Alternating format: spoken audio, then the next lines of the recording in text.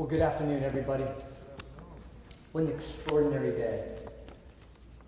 Thank you to Superintendent Armstrong, to the City Club for this honor and this opportunity, to the Franklin High School where I've been here, I've played here, lost some games here, won some games here.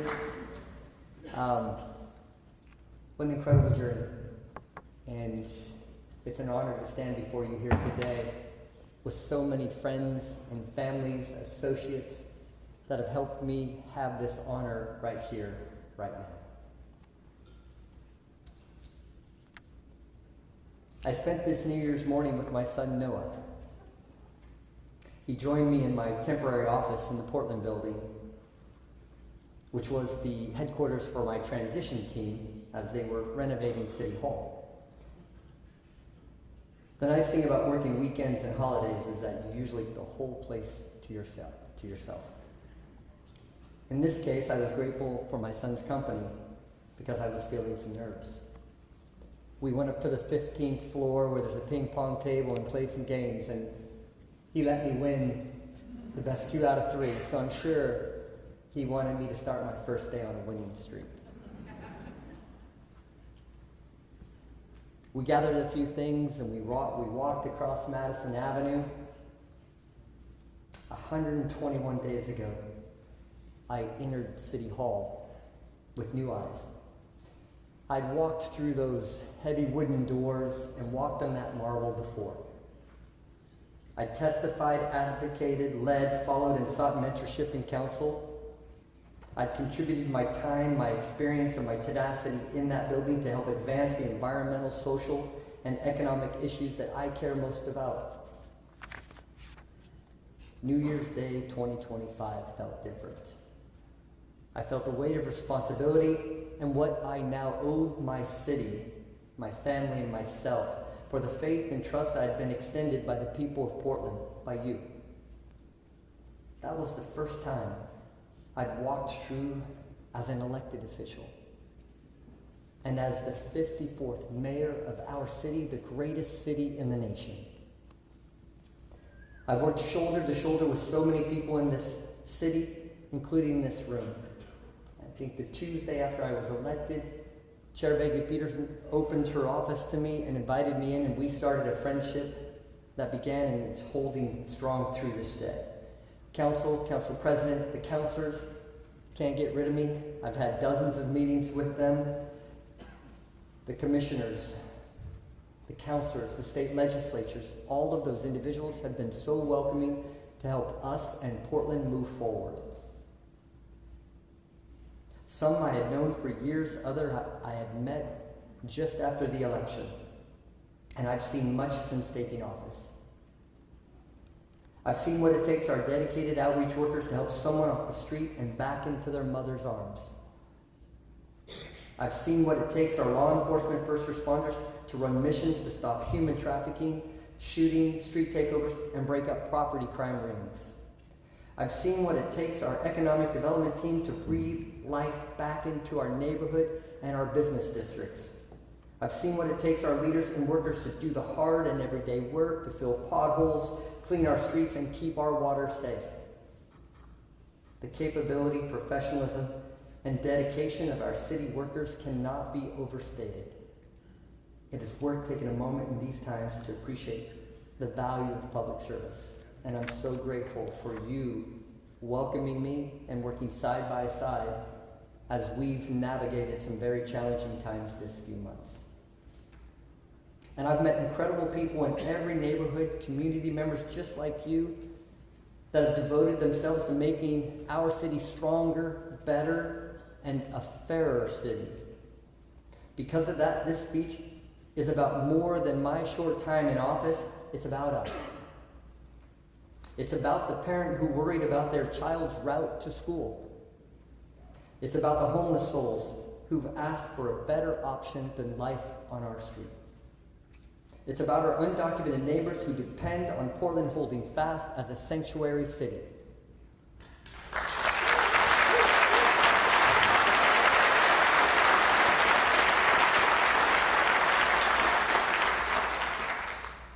It's about the shop owners who've asked us to keep their employees safe and treat their broken windows like the crimes that they are. It's about every single one of you in this room. As I prepared for the State of the City address, I asked myself these following questions.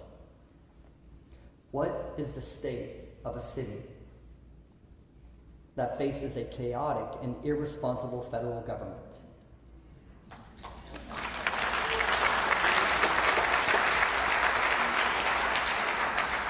What is the state of a city that faces the foreclosure of its tallest towers?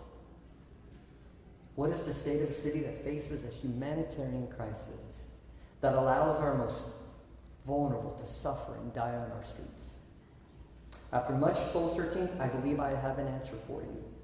I'm here to say to you that the state of Portland is rising.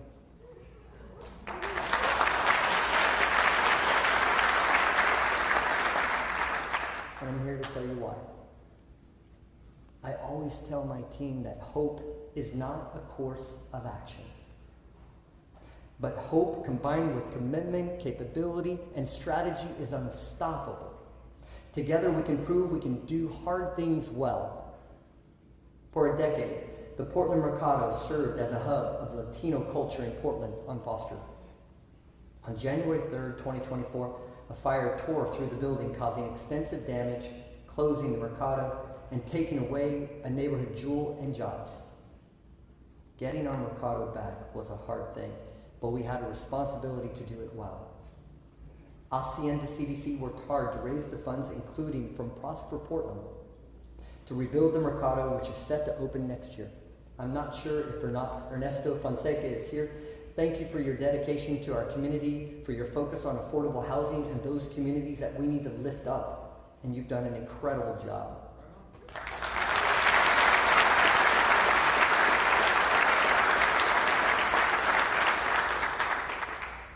I'm happy to say the food carts at the Mercado have already reopened, and construction on the building is scheduled to start. Soon it will once again serve as a place to gather support for small businesses and enjoy wonderful food and drinks. And I promise, if you allow me to be the first one in line. Thank you. For the food. And the drinks.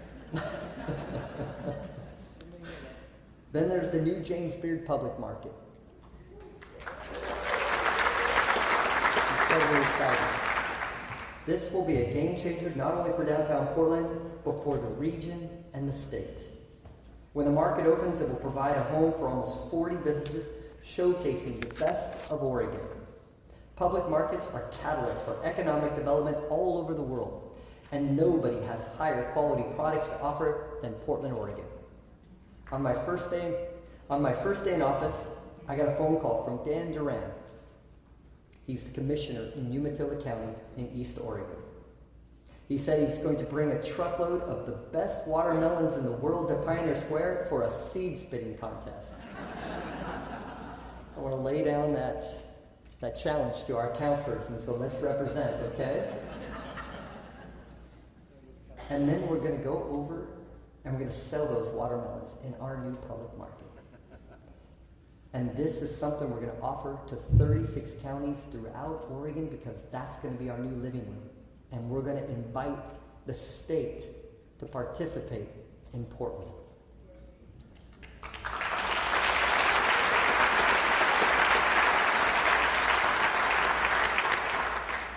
And you may have heard, we're also positioning ourselves for Major League Baseball. Senate Bill 110 passed overwhelmingly last week and is now moving to the Oregon House with Governor Kotek's support. These recent wins are a powerful reminder of our ability to unlock and unleash the Portland Renaissance that we all want. After all, Portland's economy is shaped by many factors, but our engagement in the global trade sector is essential to our long-term success. To our international allies, in cities and countries around the world, let me be very clear, Portland values you.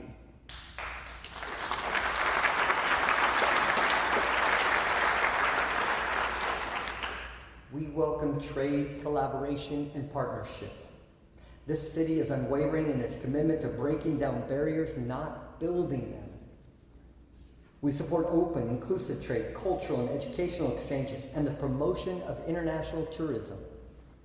Portland is not represented by those who would close our doors to the world. Right on. We stand for connection, cooperation, and shared prosperity.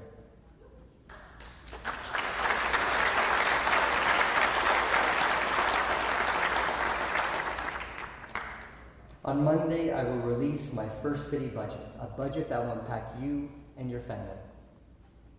I'll release my budget during a challenging environment. As a city, we face unprecedented national uncertainty, expiring one-time funds, and slipping economic competitiveness. Despite these challenges, my budget is balanced, forward-looking, values-based, and designed to unlock our shared potential. Every dollar paid to a local government is a dollar that didn't go toward paying bills, a college fund, or retirement account. Every dollar we spend is a dollar that didn't go towards a credit card balance or a down payment on a starter home. Our tax proceeds aren't just dollar figures. They represent a profound responsibility and a call to action. Your government must prove we can demonstrate purpose and impact with every dollar. We face tough choices. Some are even agonizing. My team and I went line by line. I sought out areas where spending spiked or one-time dollars from COVID pandemic were treated like ongoing funds. I want to thank my budget writing team. Mike Jordan is here, and Ruth Levine, and our CFO, Joseph Beery, and Sarah Morrissey, and so many of those who poured their time in my offices during the day, during the night, and on weekends. Thank you.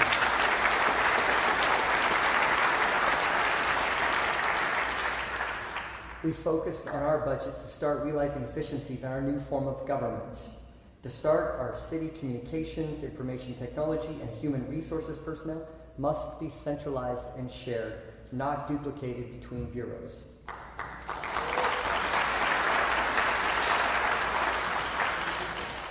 We're also going to raise and reinstate some fees. Impacted areas are Airbnb hosts, rideshare services, leaf cleanup, and golfers. It's time to get back to basics. There are no easy answers when dealing with the funding gap we're now facing. My budget prioritizes core services, community assets, public safety, and green leadership. We're also going to strengthen funding to clean our streets, fill our potholes, and remove graffiti.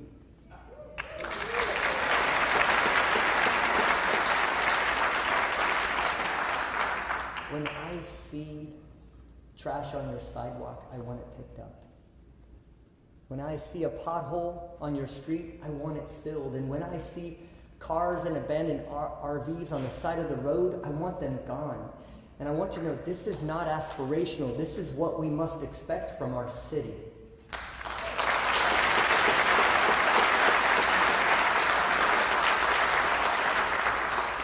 My budget also unlocks housing. It prioritizes economic opportunity and reaffirms our commitment to end unsheltered homelessness.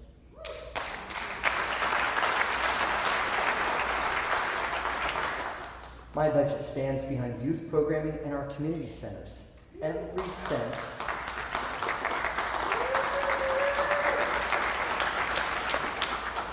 I see Councillor Canal clapping the most, so I know I've got his support on this. Every cent that goes into youth programming and community spaces activates irreplaceable volunteers and changes young lives. And one of those young lives was me. I was an underprivileged kid growing up in North Portland.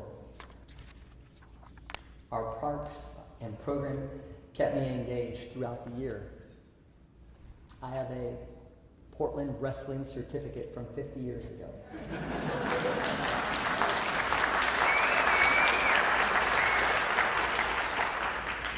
We participated in the listening sessions, and a lot of the individuals came and said they were from the Peninsula Community Center Wrestling Club. And that's where I wrestled 50 years ago.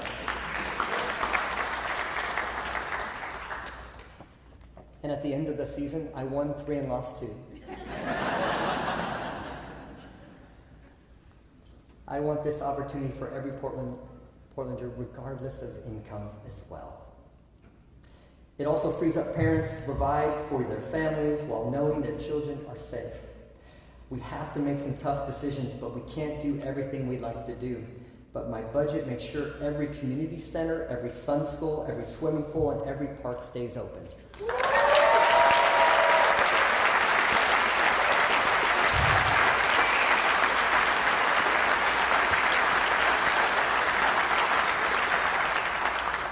That includes citywide sports, and I'd like to highlight Allison Bourne and Jeff Bear, both dedicated Golden Ball youth basketball coaches.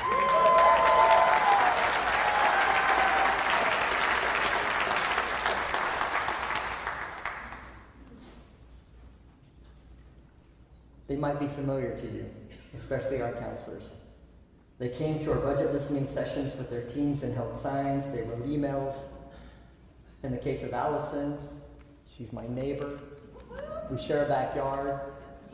She lobbied on our porches, and I'm sure that's against state lobbying rules, Allison. Did you know our Golden Ball players say a pledge every game? They say that they'll work hard to be the best they can be. And they thank their families for giving them the opportunity to play. And that's why we look at these young people and see our future leaders. So thank you for what you're doing.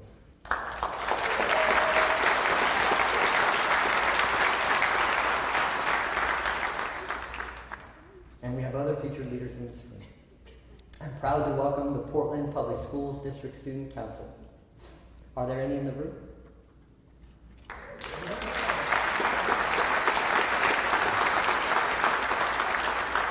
Led by J.J. Kunsaby, the DSC brings student input to PPS leadership and incorporates student leaderships into board meetings and policies.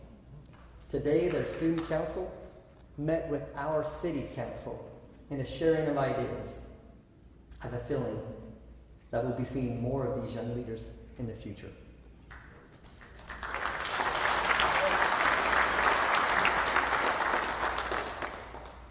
There are many different types of leadership.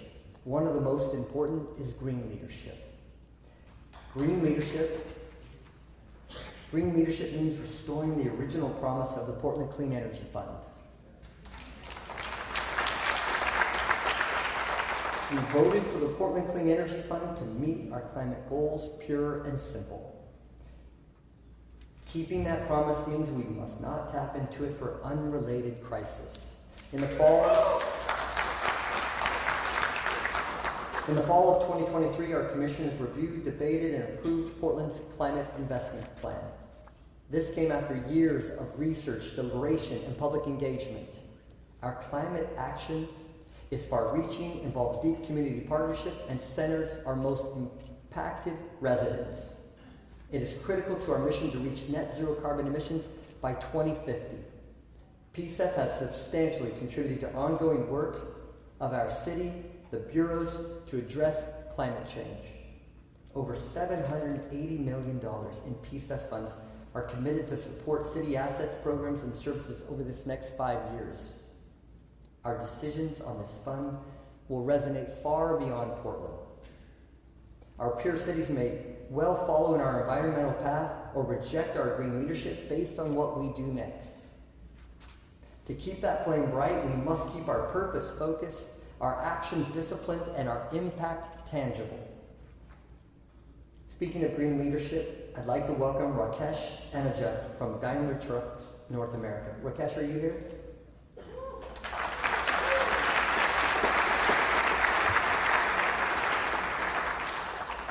Daimler Trucks was founded in Portland in 1942, 80 years strong in Portland. And today they are the largest truck manufacturer in North America. Now they are doubling down on Portland, thanks in part to Prosper Portland and Business Oregon. Daimler is investing $40 million in an advanced engineering facility with plans to invest an additional $3 million in zero-emission training center right here in Portland.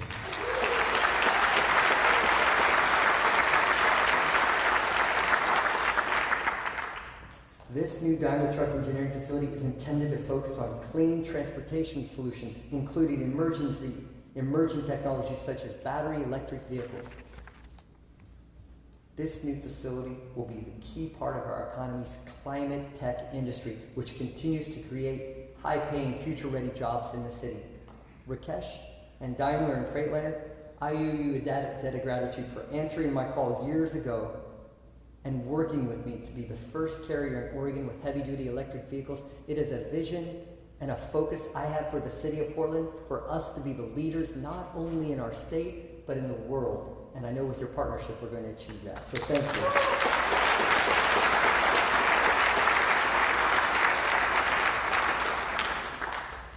you. These new green-collar workers will need housing, and so will so many others.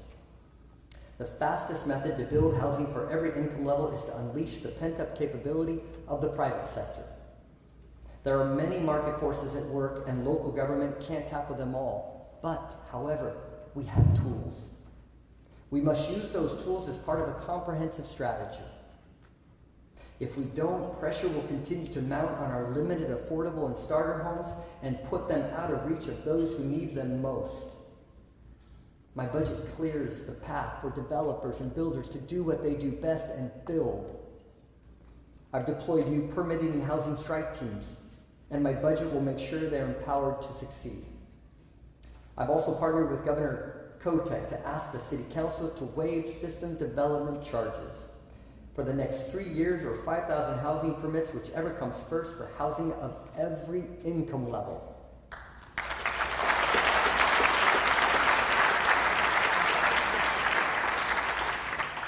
SDCs are fees on new construction projects to cover sewer, local parks, roads, and water infrastructure. These fees can be tens of thousands of dollars and are often a difficult cost to bear early in a construction project. Let me be clear on what I want to accomplish in this next 36 months. I want to spark over $1 billion of new housing production in the city of Portland. It will add 5,000 new front doors across every income level and in all our neighborhoods, and supercharge economic activity with jobs pouring back into our city. Here's why we're taking such extraordinary steps. Seniors deserve to stay in a city that they helped build. And students, young people, and families deserve a chance to put down roots in a city they love.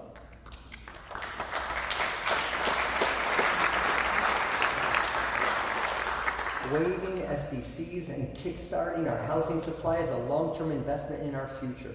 We must be bold. We can't let ourselves become paralyzed over the uncertainty coming out of DC or base our future on the rising costs of imported goods.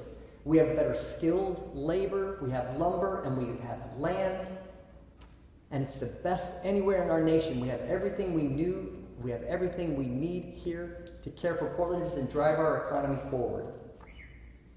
We needed these homes and these jobs yesterday, so let's get building today.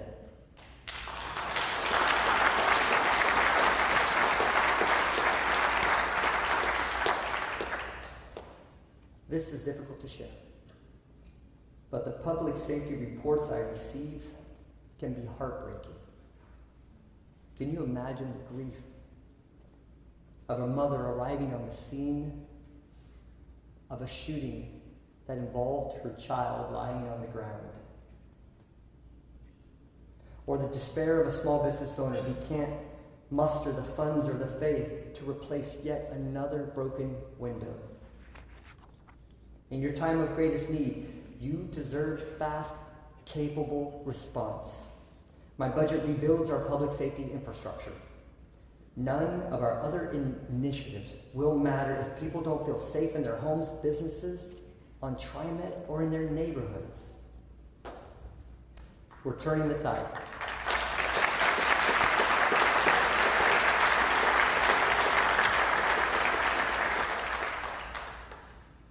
We're turning the tide. We've interrupted the cycles of violence that have plagued our community. Homicides are half of what they were year over year. Chief, thank you for the dedication from your staff your officers. I appreciate your dedication every day.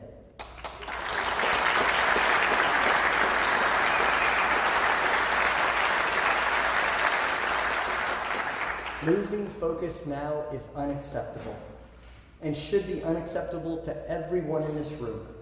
We're facing a law enforcement retirement cliff, rising costs, and greater needs for specialty missions and for investigative resources. Community trust in law enforcement first responders is an irreplaceable part of protecting our freedom to walk, to shop, and live safely in our city.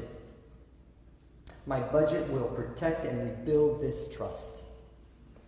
We'll add 1,014 new positions to expand the operating hours of Portland Street Response.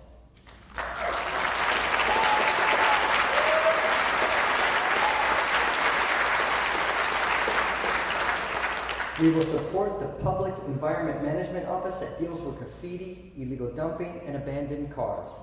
These will be ongoing dollars, not one-time funding. These are departments and programs we need year after year after year.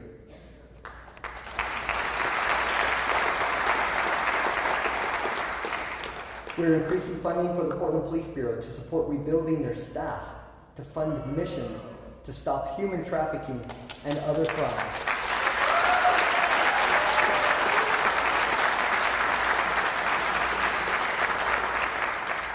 If we want response times that we once had, our budget must reflect that funding. We're also continuing to support the Office of Violence Prevention and Ceasefire, both of which have helped turn the tide of homicides in Portland.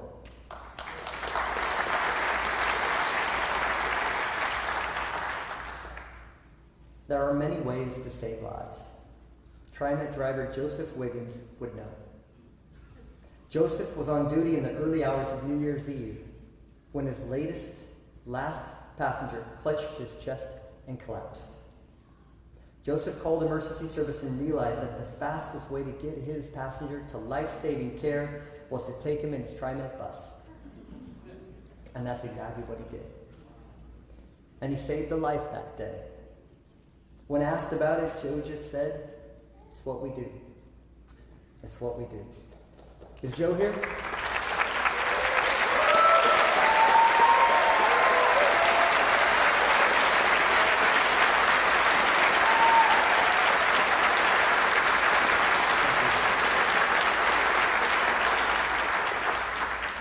On behalf of a grateful Portland, we owe you a debt of gratitude, but we owe a debt of gratitude to each and every one of your coworkers for the job they do for us every single day to make sure we get to our jobs and our families safe.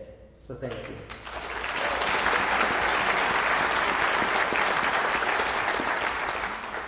I'm friends with General Manager Sam Dessou of TriMet, and I have to talk to him and say, your next bus has to be outfitted with lights and sirens, so I'll get to work on that.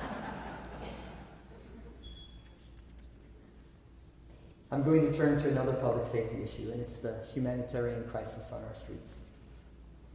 Last month, Multnomah County released their by-name homeless database. It confirms what we've seen on the streets. Our unsheltered homeless population now stands at nearly 7,000 today, far higher than it was just a few short years ago. Emergency shelters haven't kept pace. We have are effectively full. Legally, logistically, morally, we are the responders. We are responsible for what happens on our streets. If we fail to act, my greatest fear is that we'll see yet another year of record-setting deaths on our streets. It was 456 lost souls in 2023. We're unsure of what the number is in 2024. And 2025 is yet unwritten. These are our neighbors. These are our classmates. And for so many of us, our loved ones. The trend of increasing deaths year over year is clear. If we do nothing, we will let these people suffer by the thousands. As your mayor, I cannot and I will not stand by and allow this crisis to continue on. We must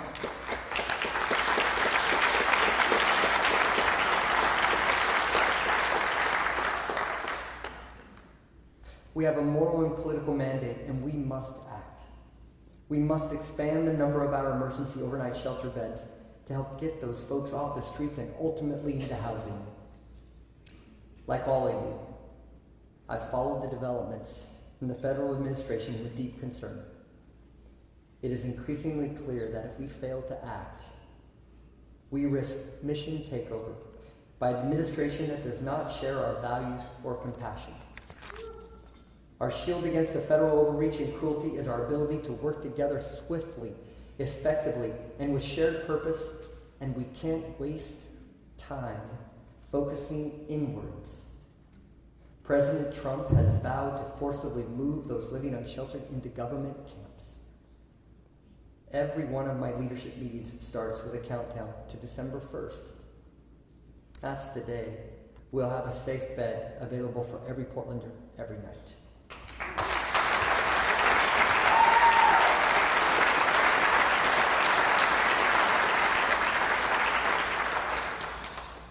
We will not leave our neighbors on the streets to suffer through another winter. There are 213 days remaining, and we must make every day matter. No single government body can solve this crisis alone, and that's why I'm calling on and I'm working with all our partners to join us. That includes state, metro, regional county governments, regional mayors, community leaders, businesses, and nonprofits. Since I took office, I have been working the phones, and there's not a day that I haven't gone by that I've asked for assistance in Portland. And our community members have answered the call. The first was Chair Vega Peterson, who partnered with me to open shelters. Yesterday, President Lynn Peterson and the Metro Council voted unanimously to make a first ever direct payments from supportive housing services to Portland. It's an extraordinary move to focus on caring for Portland and those that are suffering, and I'm deeply grateful. If President Peterson is here, I know Councilor Gonzalez is. Raise your hand. There you go. Councilor, thank you for your commitment to Portland and your leadership and your trailblazing activity. We have to lean in, and every dollar we spend on unsheltered homelessness must restore the quality of life for all. One of our recent investments is the Salvation Army Moore Street Shelter, where I spent the night this past Monday. I arrived at 8:30 in the evening to find many had already fallen asleep. They were safe. At least for that night, they could rest. A musician played live music. Ben Nolte. Ben, can you raise your hand? Ben, thank you for your volunteer.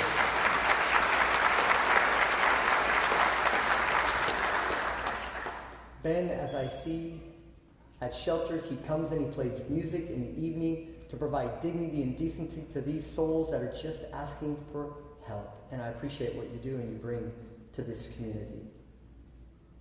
You won't find either, the relationship with the neighborhood hasn't been perfect.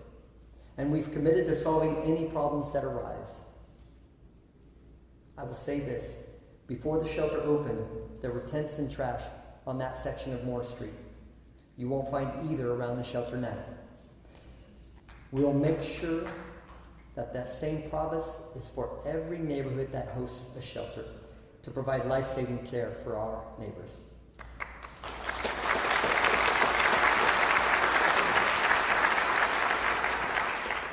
I'm proud to announce we're working on opening 2 new shelters in the coming weeks, which are part of a proven strategy to end unsheltered homelessness. Altogether, we're adding 230 life-saving beds to the 250 we already have open. Our homeless, you can clap for that. I'm thrilled with my team providing that. Our homeless services funds must be spent with purpose, pragmatism, and compassion, and I'll be accountable for the results. The reason for my faith in our ability to achieve this monumental task is the people who do the on-the-ground work, people like Nate Takara of Portland Solutions. When someone is ready to be reunited with a loved one, Nate Takara is often the one who takes the call. From what I know of Nate, he's a quiet force of nature. Nate leads with compassion. He gets them showers, he buys plane tickets, helps them travel.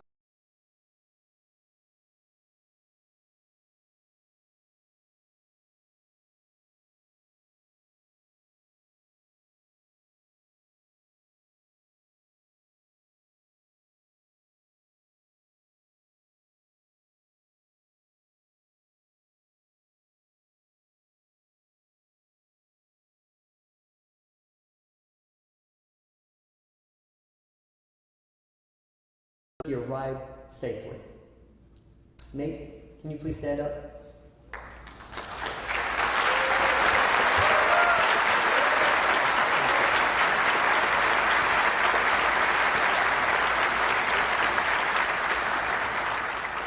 I am sure that's killing Nate because he's such a quiet, unassuming person, and I thank you for letting me highlight you. The team at Portland Solutions, Nate's partners, have been amazing, and I'm looking forward to seeing what they can do in the months ahead. Supporting a mission like this requires a high-performing organization. This is why I'm reorganizing city bureaus into a system that shares resources, promotes growth, and better supports our workforce. There's no easy way to say this, but we're entering a period of layoffs. I hate layoffs, and I'm going to work like hell to keep as many people at Portland as I can. During the height of the Great Recession, my wife and I remortgaged our home to prevent as many layoffs from our trucking company as we could. I take those same values with me as we face a budgetary crisis that will force staff reductions. City staff are dedicated public workers, and I feel deeply for every painful staffing cut we now face. I'm grateful for all the insight and collaboration across the organization as we work to understand our options. I'm especially grateful for the advice from our unions, especially President Carrie Cope of the CPPW union for her advice and guidance at every step.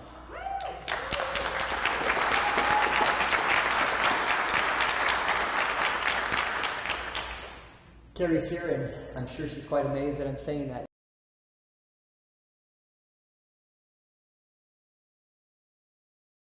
Government to run government well. And Carrie, you sent me an email on those first few days of January, and she said, "This is what I'm seeing, Mr. Mayor." And it was so well written and crafted, and I appreciate you and your team coming to the office and meeting with me regularly and providing advice, because that's how we turn our city around. We don't look to a person, we look to a group, and we do this together. So thank you. I wince when I hear the creaky metaphor that Portland's reformed city government is building the plane as we're flying it. Collectively, we were voted into office with shared purpose.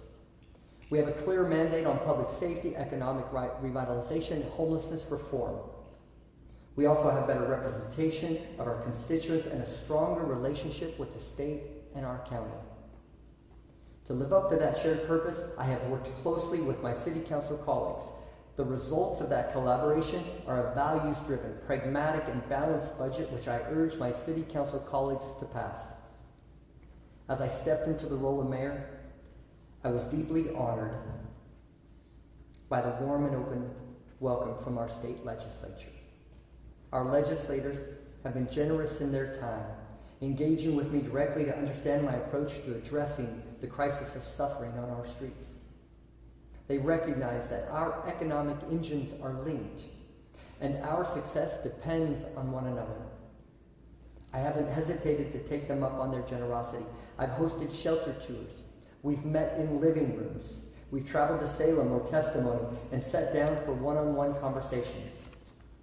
I especially appreciate their tireless advocacy on behalf of our city to secure funding for housing, for public safety, transportation, and critical city services, especially as many of those funds face growing uncertainty.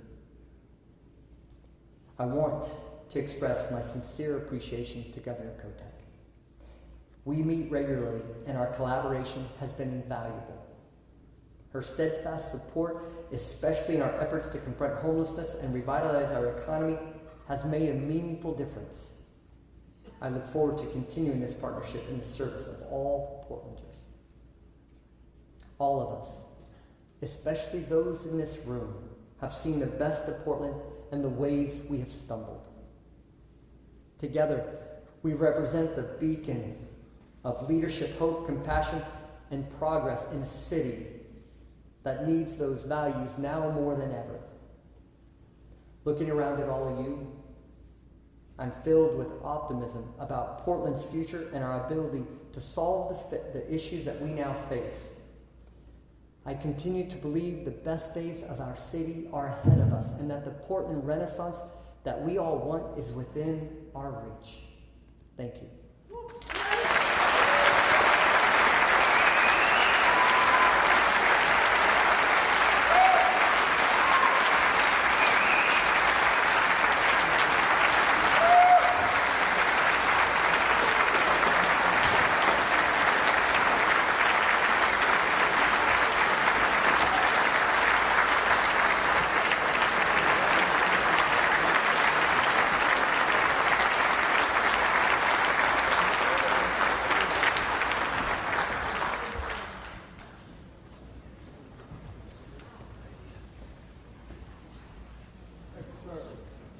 Check, check. Hello, can we give it up one more time for Mayor Keith Wilson?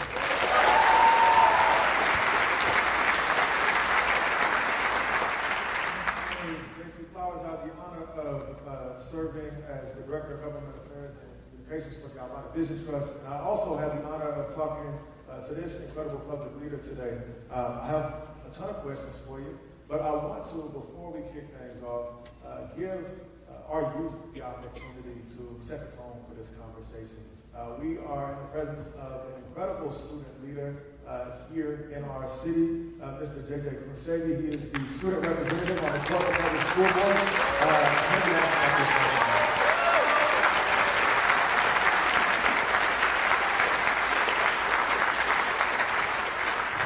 Good afternoon, good afternoon. Oh, is it on? I got you. All right. Good afternoon, the city of Portland. I have the great privilege of honor in representing the amazing 40,000 students of the city of Portland. And welcoming our mayor here. All right, and here's my question.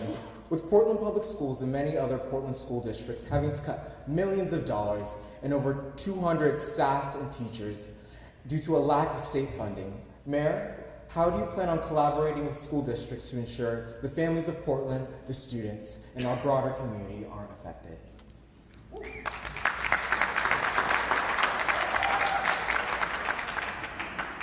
I asked for a softball question. You did. That's a great question, JJ. So let's talk about Portland. And I said in my speech that we've stumbled. There are two key indicators that dictate the health of a city. It is population growth and it's job growth. And in both of those key areas, we have population decline and we have the worst job creation in the nation. When you have population decline, you have families leaving and their school-age kids leaving as well. And each one of those kiddos that leaves takes $15,500 out of our public school system to fund the programs, the capital structures we have, and the programs that we need for you. So what we have to do and why I've talked to Portland about the sense of urgency, we can't talk about 3-year plans or 5-year plans because we have an exodus today. And so we have to act like that with urgency and seriousness. We have to turn our city around, get jobs growing again, create a vibrant community, and start welcoming those welcoming those families and those kiddos back to our schools. And then we get that funding from the state to fund our schools.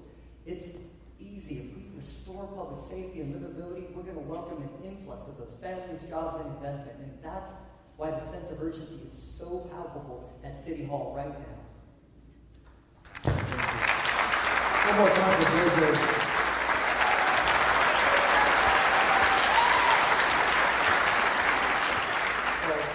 I have the not so pleasant task of trying to follow this brilliant young man. But, Mary, you just talked in your response about the importance of job growth to the health and vitality of the city.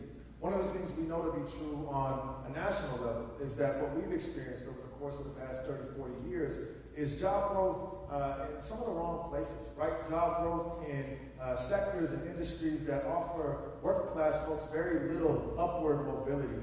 I want to talk to you about industry, and I would love to hear your thoughts on what the workforce of Portland looks like 20, 30 years from now, and how we attract the right type of industries that give working class people something to strive for.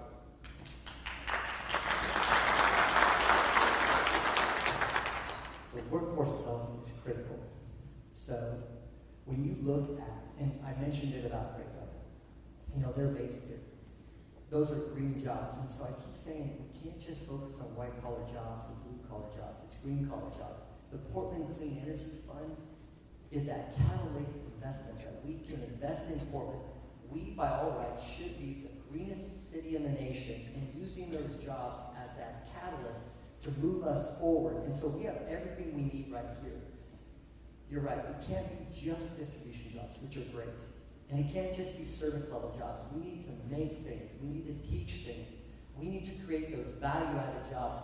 I will tell you, JT, I really think that green leadership is the way we move our city forward. But we also stop at the way we're doing it. We are a car-centric focus. We have to focus on a multimodal transportation system. So we have...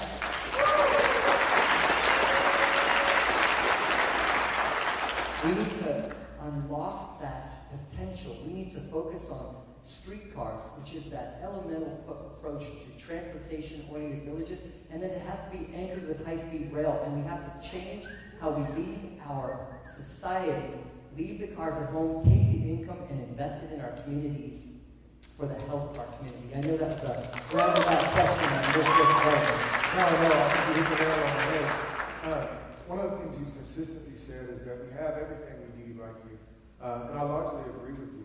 My question to you is, this budget cycle in and of itself can either serve as an indicator or a canary in a coal mine of some sorts.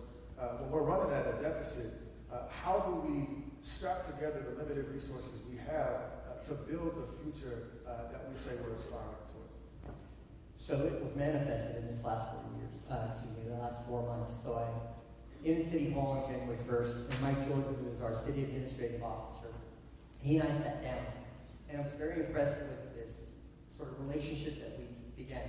He started focusing on the technical the technical aspects of the deficit.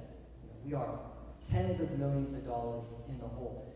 So in the same regard, I started focusing on the revenue side of it. Because when you're in cut cycles, it can be this downward cycle, but you also have to then start focusing on the other side of the ledger, which is the revenue side.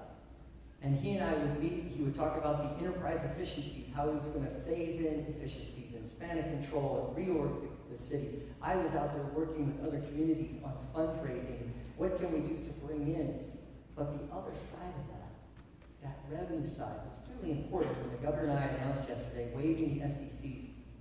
When we start building those homes, far greater than the 500 or the 800 that we're going to build this year, when we should be building 5,000, you can see we're in need. And if we're not building homes, if we're not creating good jobs, if we're not putting income into our economy, we're just cycling down the restaurants, the hospitality, all of those other services that really depend on that revenue start cycling down. So we are going to create our own economic activity. And I said it in speech. We have the best skilled labor, we have lumber, we have land, we have everything we need right now to turn our city around and to supercharge our economy while the chaos outside of Portland is going on. But we need the revenue side, and that's what we're going to do. And I'm happy to say you're going to see successive announcements in the months ahead from Prosper Portland, from Donnie Oliveira at our Deputy City Administrator at Community Economic Development. We have some really fantastic things to be talking, and we're going to build our city back better and add the revenue, so we're not always talking about cut cycles, but it's that boom loop that we've been talking about. That's absolutely right. And when you talk about a boom loop, there's no way to talk about it without discussing supply. Recently I read a book called Abundance by a dude named Ezra Klein. And if anybody has read that book, one of his central arguments is that government gets trapped in this cycle of subsidizing things that are unaffordable for people, right? And we just go deeper and deeper into the hole. One of the brilliant strokes of genius about this new plan that you've announced with the governor is it tries to hack away at some of the things that make development unaffordable. I'd love if you could speak a little bit more about the role of regulation and building out the Portland of our future in a way that feels real and tangible to people who might not be so familiar with the field. Well, let me tell you some examples. So, working in our permitting department, which we've all heard about as a potential delay, one of the things that they're doing with this SDC reduction, and other buildings that we want to convert from office to residential is we're going to let developers self-certify. So we're going to remove the bureaucracy away from the developers and say, if you're ready to invest in Portland, we're ready to help you. And we're not going to stand in your way. We'll set limits on time and we will commit and we will make and meet those times. But we're going to work as a partnership. I was talking to the managers of the U.S. Bank Tower, our iconic big pink. And 5 and 6 years ago, after 40 years of growth in Portland, we got because if you invested in Portland $1, you knew you were going to get $1.05 the next year. It's not the case now. And 5 years ago, they had said that they wanted to put a sky bridge across from Big Pink to their parking structure so people didn't get wet while they went to work. And Portland said no. And they asked me, what would I say? And I said, I'm going to be your biggest cheerleader, and I'm going to say yes, and I will carry your water. You want a day center? Which they said. They said no. I said, we need to make businesses work and work for Portland because we need those jobs. So that's the new set of tone that we're setting in Portland is bring your ideas, talk to us what's magic, and we are here to help you succeed because you succeed, we succeed. We're going to raise up and we're going to start that next 40 years of the renaissance that we need in Portland.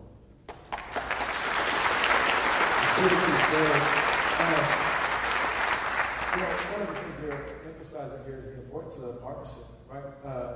Given your long and storied career in the private sector prior to stepping into the role of mayor, I wonder what you think, from your perspective, everyday people most misunderstand about the way that government works and the way that government can work.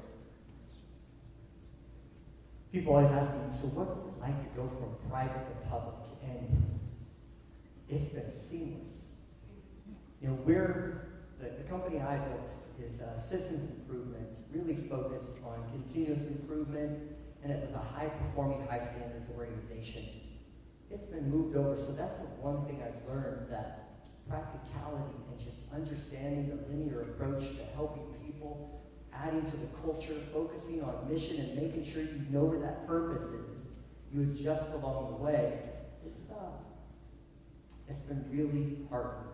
And I've got a great council I've been working with. We've been going back and forth. But I want to change that question for a second and talk about JT. So this young man is extraordinary. And if you heard his resume at the beginning, I thought, holy cow, I went to Portland Community College. He went to, was it Oxford? Yeah, but I also did a 5th-year high school. Don't let this guy do it. I went to 5 years of college. And I've got arm wrestled for that. But Albina Vision Trust, about government and partnerships, is what you had said. So this is an extraordinary organization. JT is an extraordinary leader in it. They've raised $800 million to restoratively develop our community.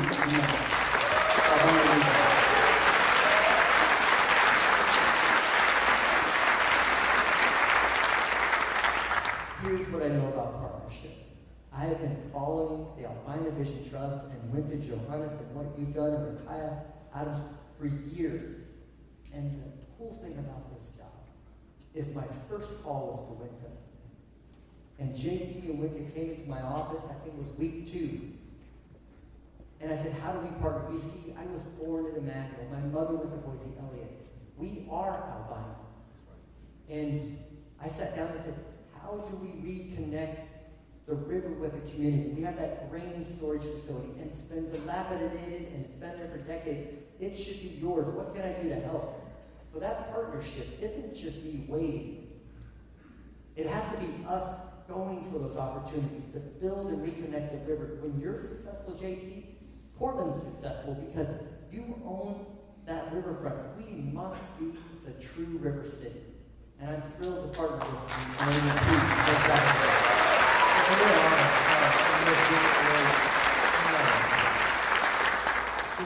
I can speak from the other side of this conversation as a community partner. The proactive approach you've taken to allowing community groups like ours to co-create an agenda has really been heartening to see. It's been a long time since we've had such a proactive and forward-facing champion in government, and we as a city desperately need it. So one more time for the mayor here.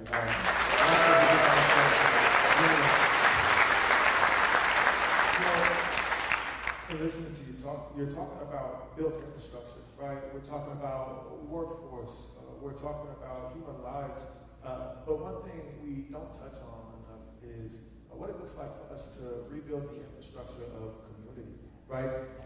One of the most cataclysmic things that's happened to our country over the course of the past 50, 60, 70 years is that these spaces that bound us together, the ties that wove us together as people, as neighborhoods, as communities, have been yanked at and pulled apart. Of course, the construction of our interstate highway system played a central role in that. But the way that we approach development in the present tense has also played a significant role in that. When we are in the midst of rebuilding our city, right, we have a series of major projects that are going to shape the next 50 years of life in Portland and in the city of Oregon underway right now. The Alpina Vision Project area, I-5 Rose Quarter, the highway cover project, the interstate bridge replacement. We got the work going on at Cully, the work Mia is doing, the work the Latino Network is doing. We have the Broadway corridor, the work Anzi's doing.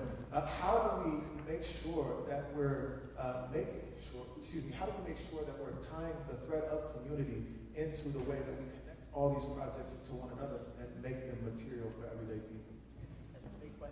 That's a big question. Excuse me, that was a big question, but two things. First of all, he just said that if I fumble this and screw it all up because there's so many great projects, I don't plan on fumbling. But what you just said was, where do we tie social capital into that? That's right. Because we often talk about capital as if it's money, and how do we develop, and how do we build, and how do we gentrify? And oftentimes we talk about displacement, but we forget about the social capital. That's right.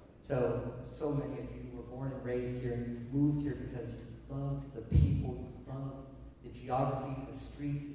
That's the social capital we bring, and we have to be very cautious how we do it. You know, we had the Portland Development Commission, which was often talked about gentrifying neighborhoods and building buildings well and fast, and a lot of economic prosperity was gained. And then we have Prosper, and there's people who say we've gone too far, but we're not building fast enough, we're not doing enough, but we're focused on the neighborhoods.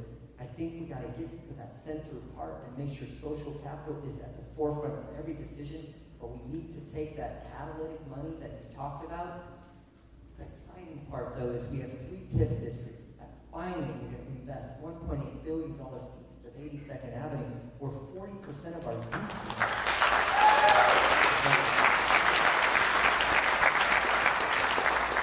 So the first thing about social capital is knowing it, and knowing where you need to place it, and being responsible when you do it. So just by knowing where our youth is, and where we are underdeveloped, where I frankly think we can develop and make the gateway area kind of the technology center of our city, or the services center of our city, we have to be intentional. When I see all that empty space on 102nd Avenue, at the end or near the Gateway Transit Center, I think, what a lost opportunity. We have one of the central nodes of our city with math and bus and we build that up. We're building that social capital back in a responsible way, making sure that the neighbors who are affected get to enjoy the wealth of that neighborhood. So I appreciate you saying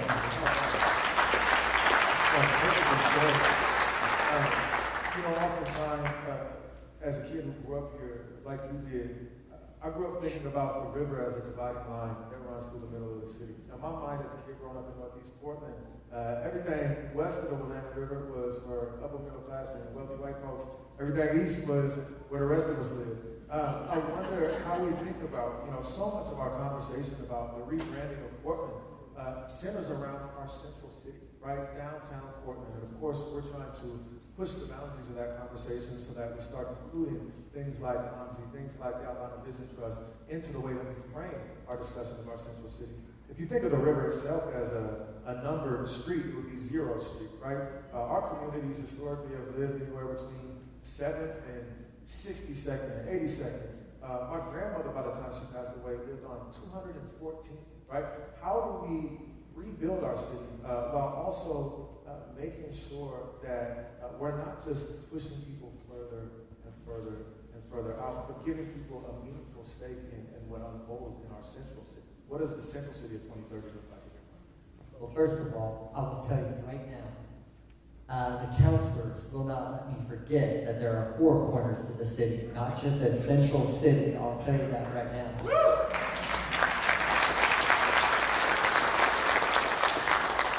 And that's so important because we have representative government now. Council President and I were talking about the Columbia Pool. I swam there 1,000 times, and she's a neighbor to it. East Portland, Councilor Avalos and Councilor Dunphy talk about the roads and the safety and the unhoused and what we're going to do, and they're empathizing with those individuals. We can't forget about the Four Corners. But here's an anecdote of what just happened a couple weeks ago. So the governor and I really tried to work together. She has the bully pulpit and the funds and the faith of the state, and she wants to help. And she sees us as active participants in moving the state forward because it can't move forward if Portland's not moving forward. And we were talking about this SDC waiver, and she was like, "Hey, let's just do 1,000." I said, "I don't know if that's good enough. I don't know if that's going to add enough." And then we were talking, let's just do downtown. And we thought, but it's so much bigger than just downtown. I started talking with the counselors, Counselor Zimmerman, saying, if we go small, all we're doing is playing small ball, and we got to get out of that. So we started thinking big. Let's think 5,000. She started thinking, I don't know. But then we started doing the numbers, and we thought if we're going to really bring affordable housing, and deeply affordable housing, and housing of all income levels, we need to hit all four corners because those permits were locked in permitting, not being moved. And we thought if we give a little bit of extra push, some money, it's going to supercharge housing. So when you involve the whole city, you build the whole city, and you activate the whole city. So you see, we got to stop being cloistered in our downtown core. I don't want to minimize the importance of a vibrant urban core, but if you help your most vulnerable, you help your most prosperous as well. So we have to be equitable in our approach. I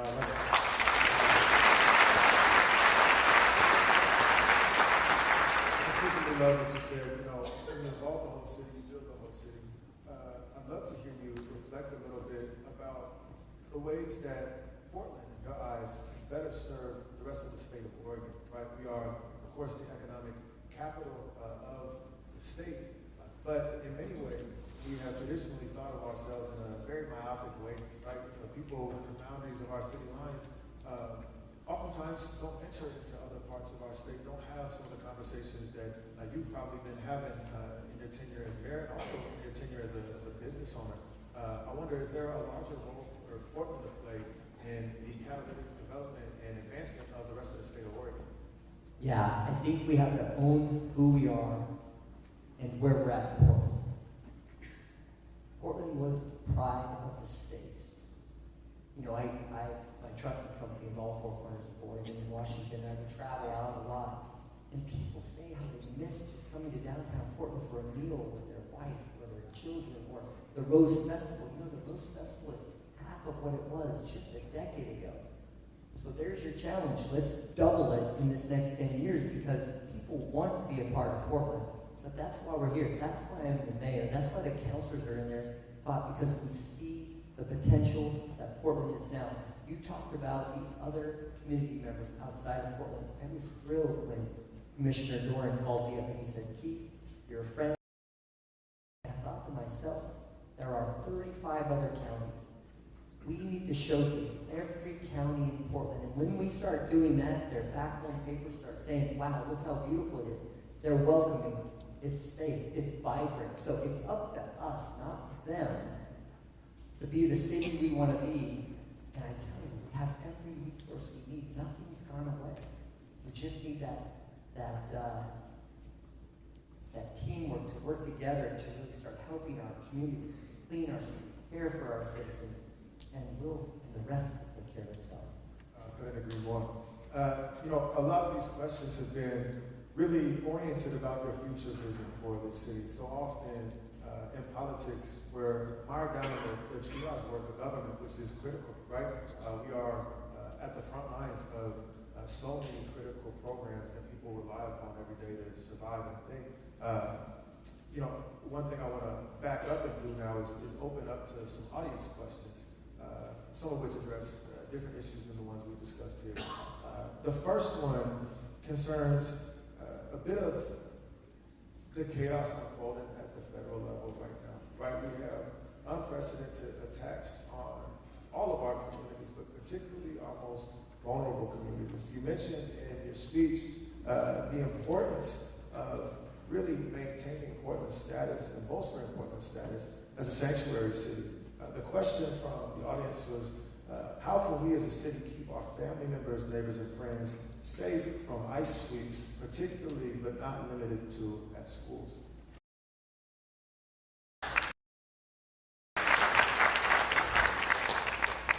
I'm heartened to know that it's not just me. The governor and I talk, the counselors talk, we talked to Chief about what we would do. We're scenario planning. Attorney General Rayfield has been an incredible leader for our state. He has been pushing back. They've been getting injunctions. We've won almost every single court case.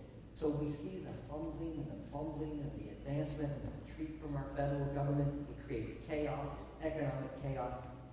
We have to just stay the course. We know who we are. We know what our values are. There's a lot of fear, and I don't want to discount that. And I'm frankly just disheartened by that. But I want to talk about what you can, Grace, who is our mayor's aide in the office. We were coming over here, and she had said that she just went to Cinco de Mayo on the waterfront. She said it was packed. I was surprised. And I'm so thankful to hear that, because Portlanders don't retrench, we advance. And so I would ask each and every one of you, look out, care for people. At the city, we set up hotlines. We're going to do what we can, but get out there, Cinco de Mayo. We can't let fear keep us from helping our communities and participating in the cultural events that we should participate in. So go show your support, and that would be a great way to just discount the fear in our community. But let's go. I want to follow up on that super briefly, then I got a couple more questions before we wrap things up on this here. Oftentimes, over the course of the past 10 years since 2016, and it's 9 years technically, we have, as a people, been on defense, right? We're perpetually defending ourselves against this imminent and looming threat to so many of our core communities. Can you talk to us about not what a passive approach looks like, not what a defensive approach looks like, but what an offensive approach for the city of Portland looks like in 2025 and beyond? That's a big question. So let's talk about what we're doing. Lakiana Drury is here. How are you? So Lakiana has a group called Word is Bond, and he's offensive. We disbanded our gun violence reduction team in 2020, and we felt as if we wanted to, or it would impact communities of color. And it led to the highest gun fatality rate in the nation for our Black young population. Well, Lakiana takes that and he empowers this young Black leaders of the future, and we work with law enforcement. We combine a narrative to say, we're going to break the narrative. We're going to bring the groups together. It's young leaders like Lakiana who don't subscribe to that old, failed narrative that we can't all share the same table. And he puts his words to the road, and he puts so much time into that. It's those sort of partnerships that we have to stop thinking about the past and start building our future leaders for tomorrow. In fact, I'll take his young crew camping in July. It's about breaking down that stereotype. It's just getting out. I spent 72 hours with these young Black future leaders, and we all walk in a little kind of uncertain at the end, and then we're all ready to cry 72 hours later because it's such a blast.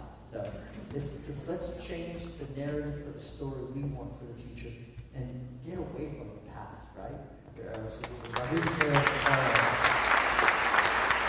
that offense offense is built this strategy. It looks like they're wanting me down here. So let me just ask you one more question, and hopefully I don't get beat up when I walk off the stage. But you know, we talked a lot about this vision for what this city can look like. I want you really briefly, to describe the Portland you see 20 years from now, and talk about how you see yourself spending your next 4, if not 8 years as mayor, building that future. All right. So the future is just based on the past. So let me just tell you what I accomplished at my last job. We had the most diverse management team in trouble. 50% of my staff were BIPOC, people of color, LGBTQ. And we were the highest performing transportation company in the nation. If we just focus on hiring the best, that's what your organization will look like. That's what I'm going to bring to Portland City government, and that's what I'm going to deliver to Portlanders, is a city that looks like us, that is high performing with high standards, that leaves nobody behind. Thank you so much, Mr. Mayor. And thank you for